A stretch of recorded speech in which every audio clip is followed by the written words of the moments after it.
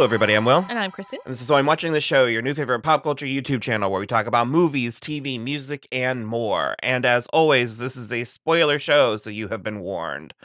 On today's episode, we are going to have a conversation about the new Ryan Coogler movie / phenomenon, Sinners. Hey, I didn't mean to scare you.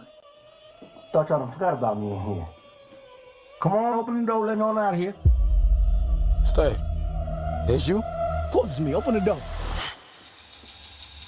That ain't your brother.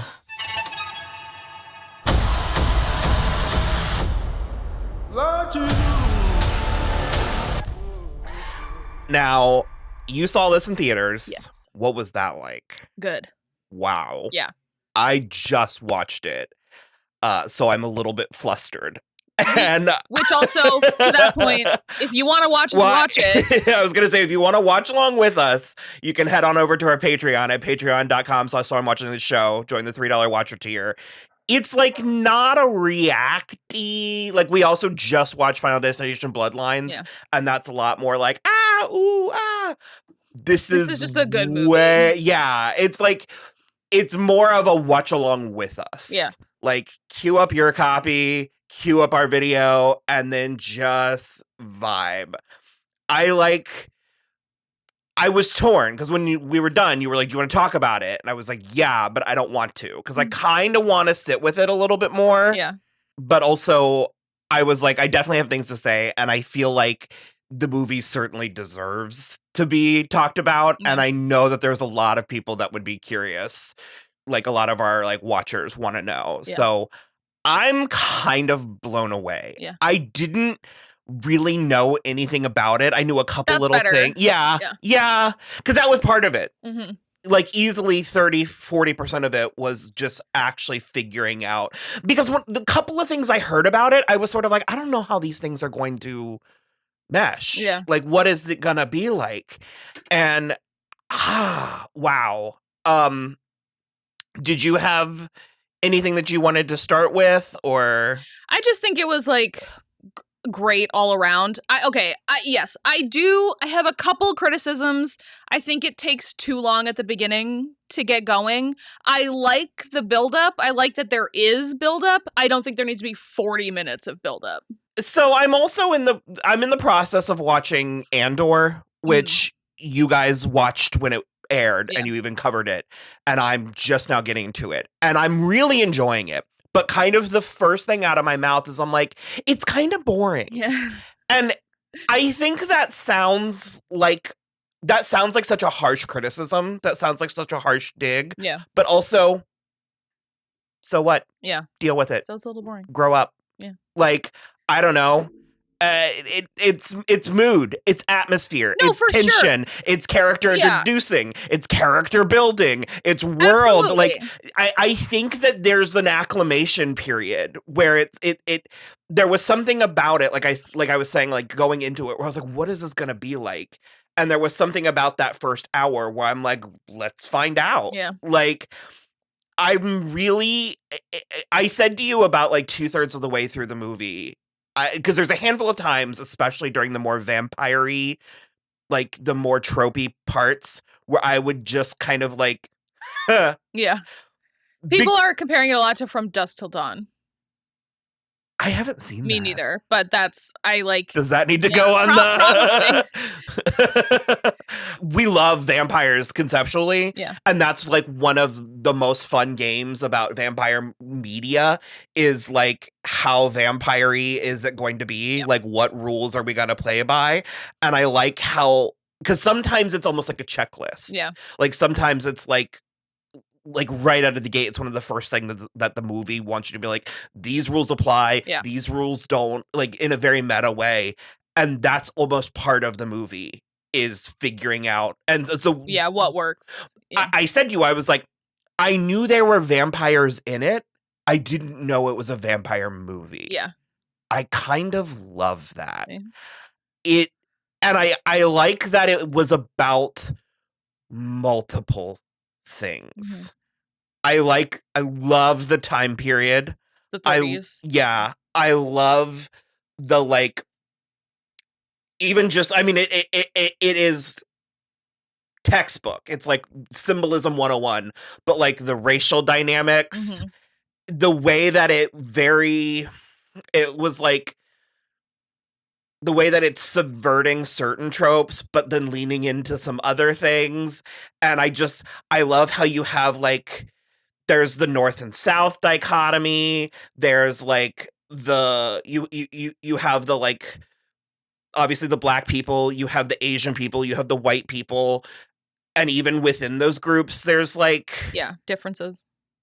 And the way, and we also get a handful of Choctaw. I really but only like for a minute. Yeah. And I liked that. I think I would have liked Yeah.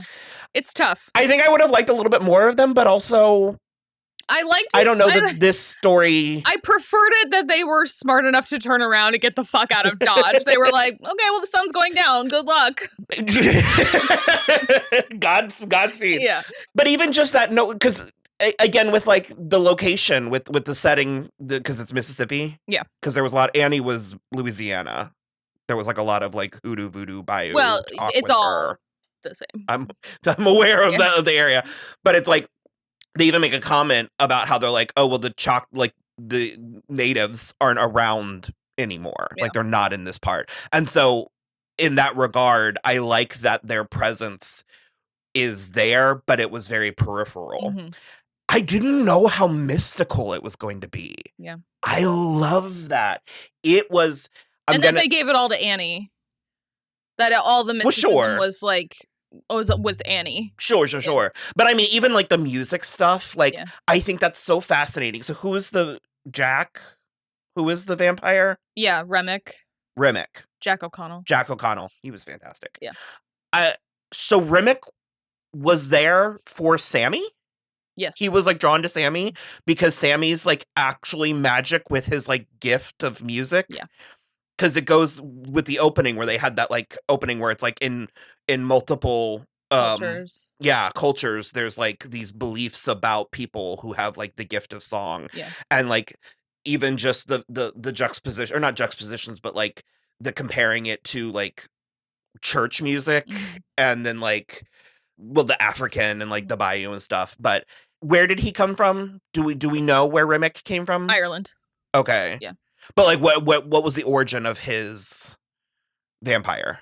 That I don't know, but he's like old. He's like a druid old. Oh, okay. Like he said the Christians forced my family off my land. Okay. So like I was when they came to that. Ireland, Or I clocked that, but I didn't fully. When the Christians came to Ireland, that's And so he was drawn to Sammy. It was basically when Sammy was singing and the scene got really cool and it was like the rap and the like Asian dancer and everything. Loved that. It basically Sammy opened up the veil and Remick was able to like find him and see. I mean, he also wasn't that far away, but it was like he called to him basically. Because that was another thing that I enjoyed about it, because I knew that there was some talk of like a sequel. No, and I rebuke it. Oh, I wouldn't go that far. I don't want it, but I'm surprised. Like, I don't think there should be, especially after the ending. Yeah. But Ryan Coogler specifically doesn't want one. And that's where I'm like, then just well, sure, in that regard. But I was surprised that it did feel like a world. Yeah. Like it does feel like a world that could be explored, that could be populated with other characters besides the brothers, the Smokestack twins. Because I think I was thinking it was going to be more about these two specific people, and it largely was. But like I like there was community. Yeah, I like that there was more, or even just like a vibe, or to the studio wanting a sequel, like to its point, it has like an identity, like it has like a brand. Yeah, Ryan Coogler's really good at his job. Just saying. It also was just like so amazing to just watch something, to just like not know anything about it and not have anything invested in it and not have baggage of things that came before it and expectations of things to come after it, to just sort of discover something, explore it, be in it. Also, the budget was $90 million. It looked amazing. That's so tasteful. Yeah. The cinematography It was like beautiful. beautiful. I agree. The music. Oh my god, because the music is partly a theme. Yeah. Like I even said at a certain point, I was like, it's almost a musical. Yeah. Like There's a like lot of 3 singing. musical numbers, and they're all 4 or 5 actually. they're all diegetic. Yeah. But it's not a musical in the sense that it doesn't further the plot, but it's part of it. It was also giving like this is. I feel like it's not really a comparison that I throw around a lot, but it's a marker for me. It really was giving me American Gods. Oh, okay.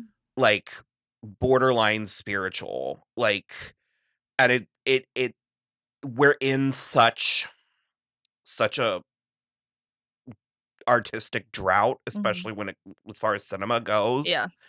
So there are some specifics.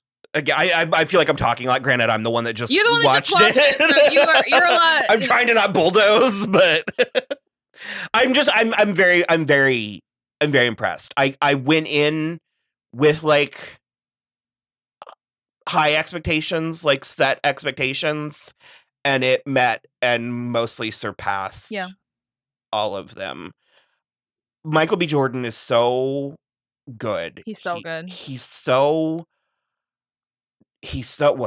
attractive. He's so dynamic. Yeah.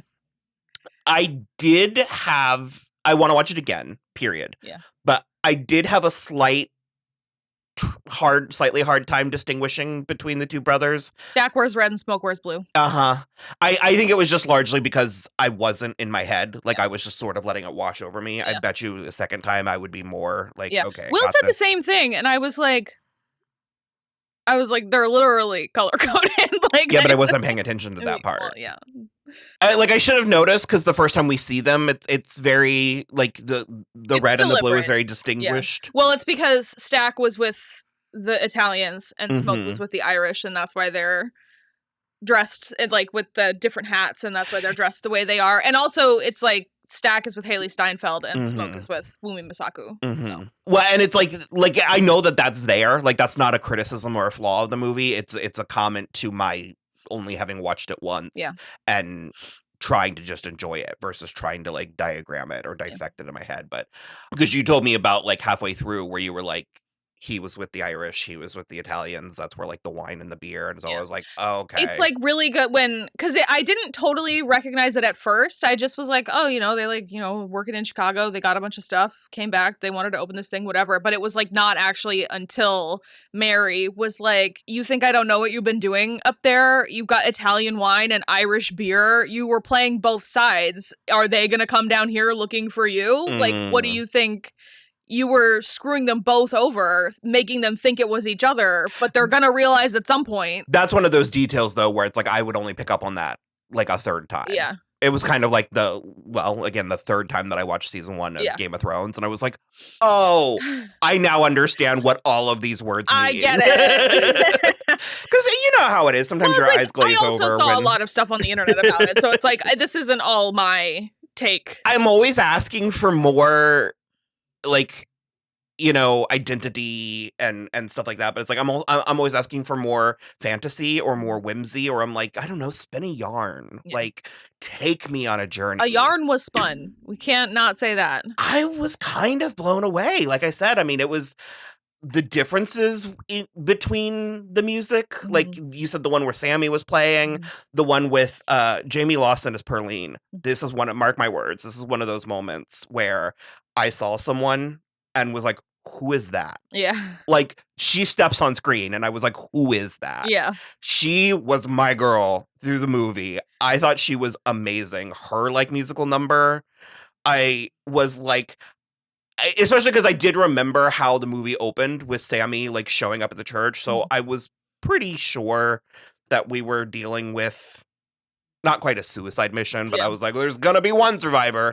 And yet, when they got to Perline, I was like, not Perline. No. So it said in the trivia, and I was looking and I still didn't clock at this time, but he apparently named his bar Perline's. Sammy, adult Sammy at the end. The club he was playing in was called Perline's, which I thought was cute. Annie, Wumi Masaku. Yeah. She is so good. Yeah. I like noticed her on Loki, and I like that this is a different thing. Mm-hmm. And yeah. She's so beautiful. Mm-hmm. And the way she carries, I mean, like, Michael B. Jordan is obviously the lead, but she kind of carries the, like, spirit of the soul, movie. yeah. It's, like, Mhm. unreal. And she's so pretty, and her, like, party dress and her, like, head thing.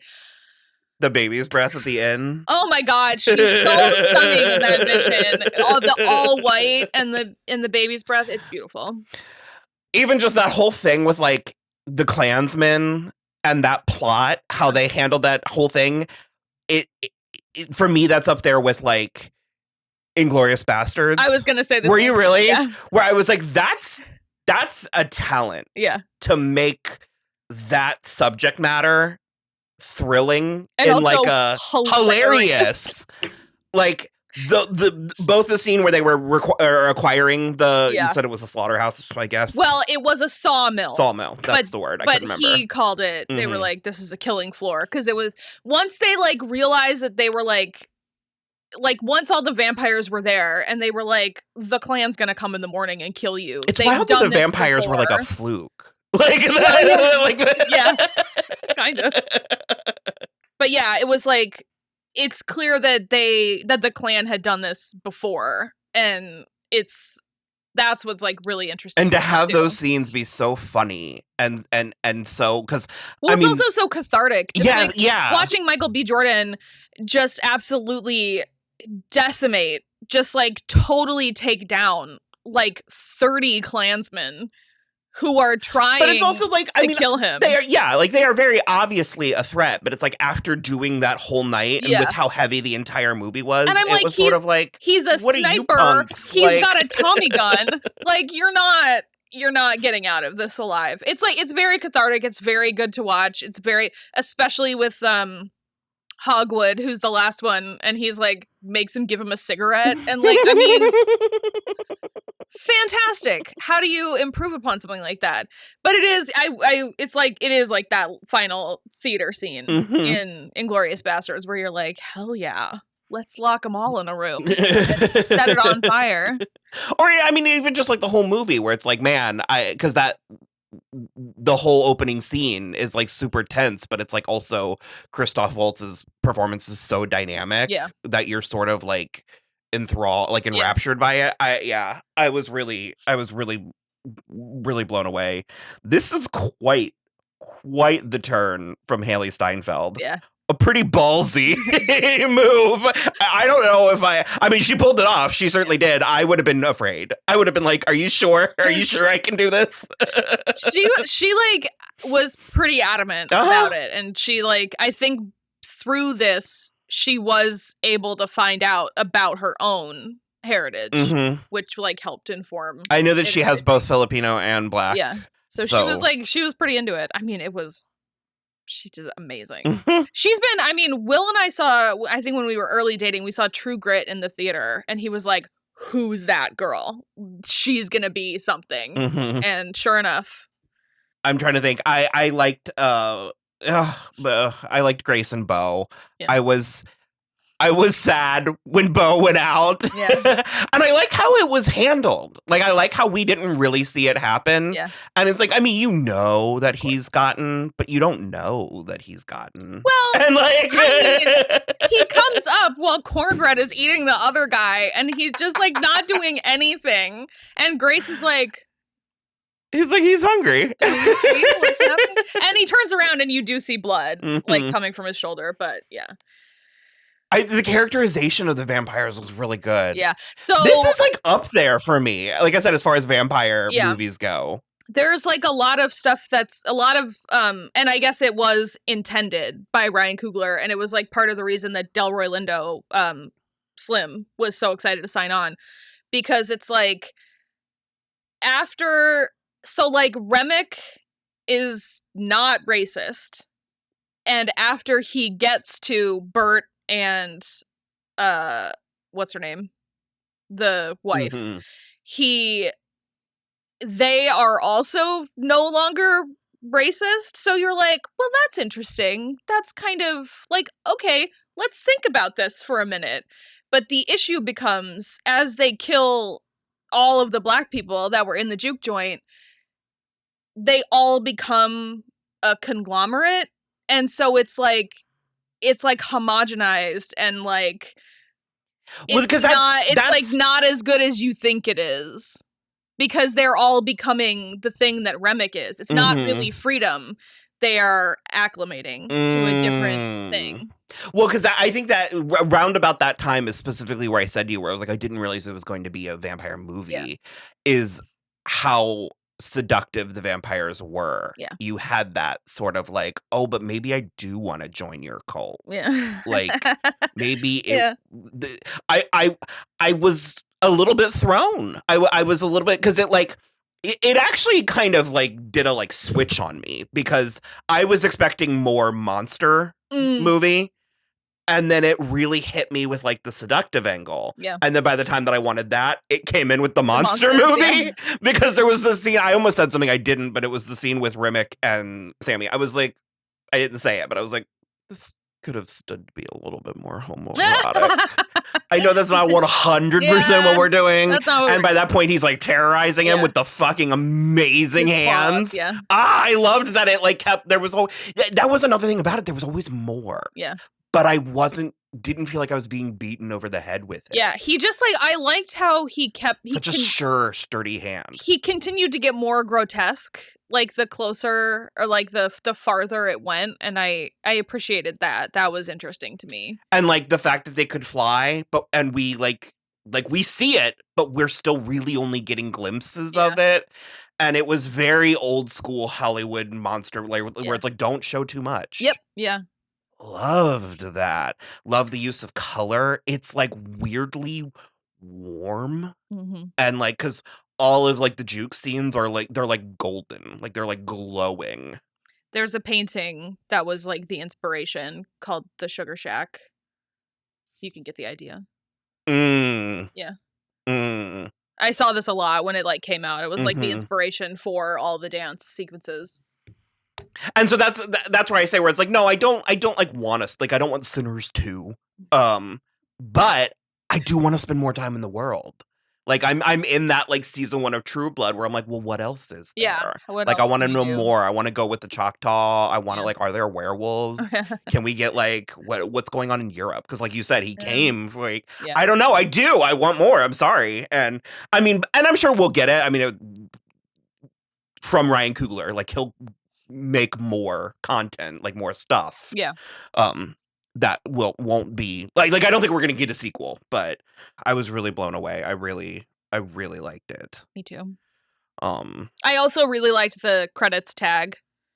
In 1992 with like grown up like old man Sammy and then like fly girl Mary and Cosby's sweater and just sort of like stack. there was an honor amongst thieves, even though I mean Sammy isn't he though? I mean, you don't live a life as a jazz musician and not acquire a couple of sins under your belt. But I like a crazy good turn from that kid. First thing he's ever done, like insane. Yeah, wow. Holding your own against all these people who are like so good, and really good. Those are my immediate initial thoughts. Love the use of color. Love the sun coming up. Yep.